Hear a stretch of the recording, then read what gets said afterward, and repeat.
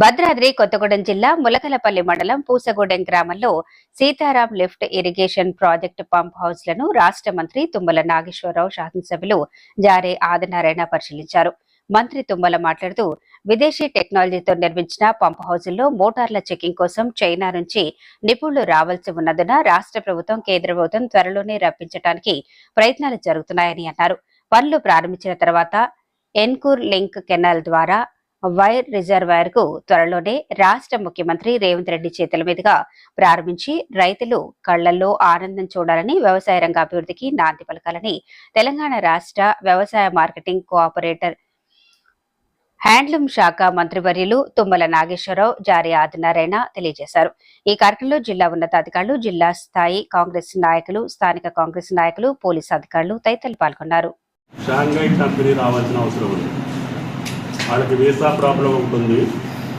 అది కూడా భారత ప్రభుత్వంతో మాట్లాడి ఫారెన్ మినిస్టర్ తోటి చైనా ప్రభుత్వంతో మాట్లాడుతున్నాం.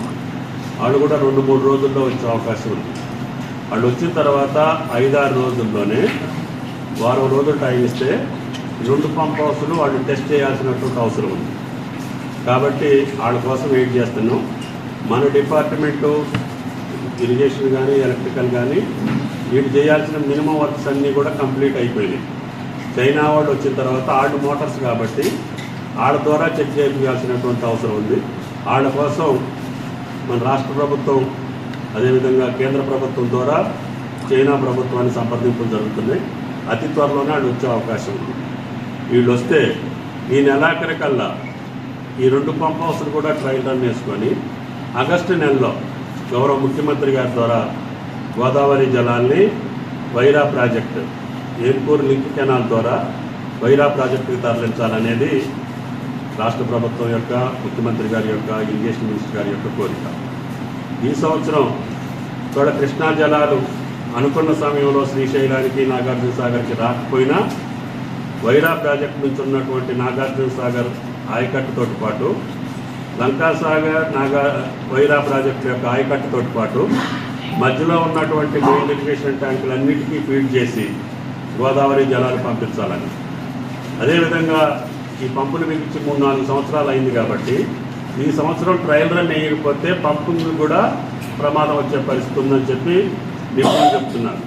అందుకని ఎట్టి పరిస్థితుల్లో ఈ 3 పంప్ హౌస్ల యొక్క మోటార్లు, ఫస్ట్ బీజీ కొత్తూరులో ఉన్న 6 మోటార్లు, అదేవిధంగా పూసగూడెంలో ఉన్న 6 మోటార్లు, కమలాపురంలో ఉన్నటువంటి 7 మోటార్లు, వీటన్నిటినీ చెక్ చేసుకొని వెటరన్ తీసుకుంటే తప్ప మోటార్లకు కూడా సేఫ్టీ లేదు.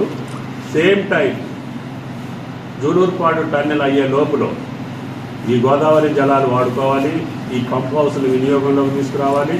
ఈ పంపులకి చెడిపోకుండా చూసుకోవాల్సిన బాధ్యత కూడా రాష్ట్ర ప్రభుత్వం మీద ఉంది. కాబట్టి ఈ ఏనుకూరు టన్నెల్ని, ఏనుకూరు లింక్ కెనాల్ని ఎమర్జెన్సీ మీద ముఖ్యమంత్రి గారి అనుమతితోటి ఈ సంవత్సరం నెల రోజుల క్రితమే పనులు మొదలుపెట్టాం. ఈ నెలలో పనులు పూర్తి చేయబోతున్నాం. అక్కడ దాకా గోదావరి నుంచి 108 kilometres main canal, 104 kilometres 93%, 97% complete అయింది. ఇది లైనింగ్ మాత్రమే మిగిలింది. అది కూడా పూర్తి చేసుకునే అవకాశం ఉంది ఈ సీజన్ తర్వాత. కాబట్టి ఈ గోదావరి నీళ్లతోటి ఈ 3 పంపులు వినియోగించుకోవడంతో పాటు నాగార్జున సాగర్ ఆయకట్టుకి, మీడియం ప్రాజెక్టులు అయిన వైరాకి, లంకా సాగర్కి ఈ సంవత్సరం ఇవ్వాలని. యాతాలకుంట